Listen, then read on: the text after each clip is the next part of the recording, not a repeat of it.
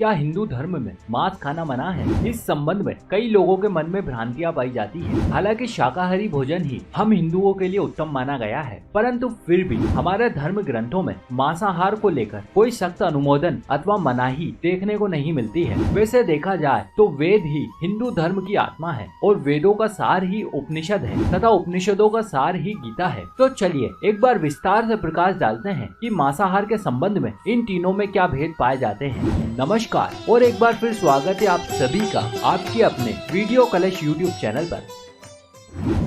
वेदों में हमें ये श्लोक देखने को मिलता है, यह पुरुषेण कर्विशा क्षम डकते यो अश्वयेन पशु यातु धनाः यो अज्ञाया भर्ती करिष्मग्ने तेषा शीर्षणी हर्षापि वशर्च ऋग्वेद मंडल 10 सूक्त 84 ऋचा 16। अर्थात जो मनुष्य नर अश्व या किसी अन्य पशु के मांस का सेवन कर या उसको अपने शरीर का भाग बनाता है, गाय की हत्या कर अन्य जनों को दूध इत्यादि से वंचित करता है, अतः हे अग्नि स्वरूप राजा, अगर वो दुष्ट व्यक्ति किसी और प्रकार से ना सुने तो आप उसका मस्तिष्क शरीर से विदारत करने में तनिक भी संकोच मत कीजिएगा। चलिए अब प्रकाश डालते हैं गीता पर। वैसे गीता में मांस खाने या नहीं खाने के उल्लेख के बजाय अन्न को 3 श्रेणियों में विभाजित किया गया है, जिन्हें सत्व, रज और तम के नाम से जाना जाता है। इस ग्रंथ में हमें बताया गया है कि किस प्रकार से अन्न से ही किसी भी मनुष्य का मन और मन के विचार बनते हैं। जो मनुष्य सात्विक भोजन ग्रहण करता है उसकी सोच भी सात्विक होगी। इसी प्रकार से सात्विकता पाने के लिए सात्विक भोजन, राजसिकता के लिए राजसिक भोजन और तामसिक कार्यों के लिए तामसिक भोजन होता है। यदि कोई सात्विक व्यक्ति तामसिक भोजन करने लगेगा तो उसके विचार और कार्य भी तामसिक हो जाएंगे। वैसे देखा जाए तो मांसाहार 2 तरह के हो सकते हैं, राजसिक मांसाहार और तामसिक मांसाहार, और मांस पकाने के तरीके से ही इनकी श्रेणियां भी तय हो जाती हैं। तंतों,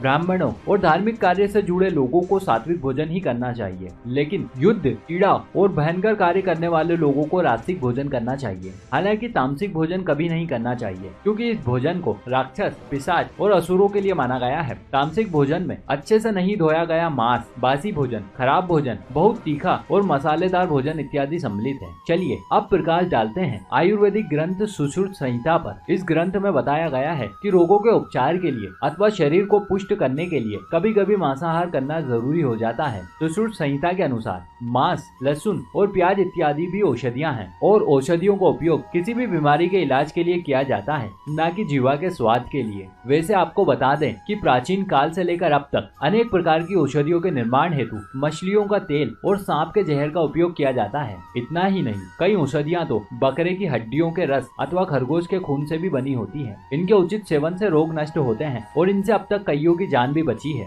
अंततः निष्कर्षित रूप से देखा जाए तो यहाँ पर 2 मार्ग निकल कर आते हैं। इसमें पहला मार्ग है आत्म मार्ग और दूसरा मार्ग है शरीर का मार्ग। यदि आप आत्म मार्ग पर चलना चाहते हैं तो आपको अपने जीवन में सात्विक भोजन, अच्छे गुण और सत्कर्म को अपनाना होगा। ठीक इसके विपरीत यदि आप सांसारिक मार्ग पर चलकर शरीर को पुष्ट करना चाहते हैं तो आपको तय करना होगा कि आपको क्या खाना है और क्या नहीं। हालांकि हिंदू धर्म में आपको कभी भी मांसाहार करने की सलाह नहीं दी जाती है, खासकर अश्व, नर, गाय, श्वान, सर्प, सुअर, शेर, गज और पवित्र पक्षी जैसे हंस अथवा मोर इत्यादि। परंतु फिर भी जो लोग अथवा देश ऐसे भोजन को प्रोत्साहन देते हैं उन्हें विभिन्न प्रकार की त्रासदियों से जूझना पड़ता है और चीन जैसे देश अब इसकी चपेट में आना भी शुरू हो गए हैं। तो दोस्तों अब आपको खुद ही तय करना होगा कि आप किस प्रकार का जीवन जीना चाहते हैं। और इसी के साथ हमारी ये कथा भी यहीं समाप्त होती है। हम उम्मीद करते हैं कि आपको ये जानकारी जरूर अच्छी लगी होगी। यदि आपके पास भी कुछ एक सकारात्मक विचार है तो आप नीचे दिए गए कमेंट बॉक्स में हमें बता सकते हैं। आगे भी इसी तरह के रोचक और पौराणिक तथ्यों से जुड़े वीडियो देखने के लिए आज ही सब्सक्राइब करें आपके अपने वीडियो कलश यूट्यूब चैनल को। धन्यवाद दोस्तों।